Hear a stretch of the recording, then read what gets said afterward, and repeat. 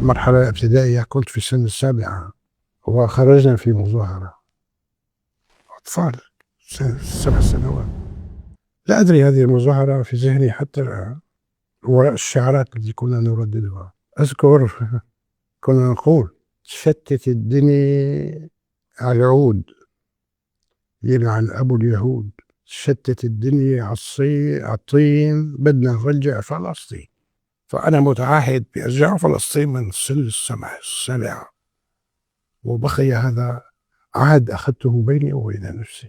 يمكنك الآن أن تصل كتبي الثلاثة التي ألفتها في تاريخ فلسطين وتلك المظاهرة التي لا عالقة في ذهني: بدنا نرجع فلسطين. منذ ذلك الوقت أخذت على نفسي عهدا أن أعيد فلسطين بالكتابة. ومنظمات التحرير الفلسطينية طيلة تاريخها لم تنتج كاتبا تحدث في تاريخ فلسطين. أنا حملت هذه المهمة عنه.